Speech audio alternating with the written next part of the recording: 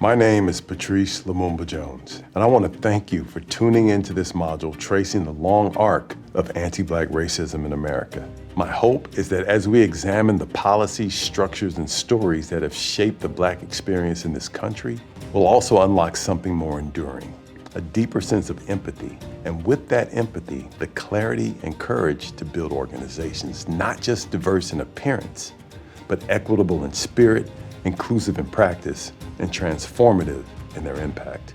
In Context is designed for people and organizations who want to move beyond surface-level conversations about diversity and instead build cultures of equity that last.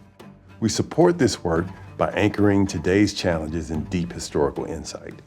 Every video you'll see in this series is grounded in rigorous research and designed to spark meaningful, forward-thinking conversations. This series, Patterns in American Racism, explores how anti-Black racism in the United States has been structured, sustained, and adapted over time, not as a series of unfortunate episodes, but as a recurring pattern with enduring consequences. If you're watching this, you're engaging with the history that has always moved in cycles. Progress met by resistance, steps forward followed by pushback. Throughout American history, every major stride towards racial justice has been shadowed by an attempt to reverse it. The language may change, but the pattern endures. Bold commitments made in the name of equity are often followed by efforts to dilute, discredit, or dismantle them. Terms like diversity, equity, inclusion, and their precursors have always carried weight, not because they're divisive, but because they challenged systems that resisted change. After slavery ended, Reconstruction was met with white supremacist violence and Jim Crow segregation. After the Civil Rights Act, mass incarceration and economic exclusion followed. After the election of the first Black president came a resurgence of grievance-based politics and anti-DEI sentiment. These cycles teach us something important. Progress can be reversed, but there's a difference between progress and growth. Progress is often visible. It can take the form of a public statement, a policy change, or a new hire. But because it often lives on the surface, it's vulnerable. Progress can disappear with budget cuts, changes in leadership, or shifts in public opinion. Growth, on the other hand, is rooted in culture.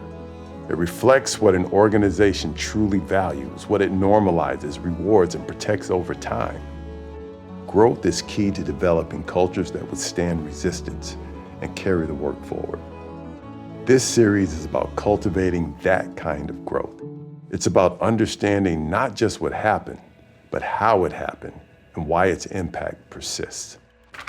Today, compared to Black Americans, white Americans are 63% more likely to own their own homes, have a 59% higher median income, are 46% more likely to hold a bachelor's degree, and have a staggering 785% higher median net worth. These aren't coincidences. They are the compounded effects of policies, practices, and beliefs that have advantaged some while systematically excluding others. Patterns in American Racism will show you how these disparities came to be, not through abstract theory, but through real documented history.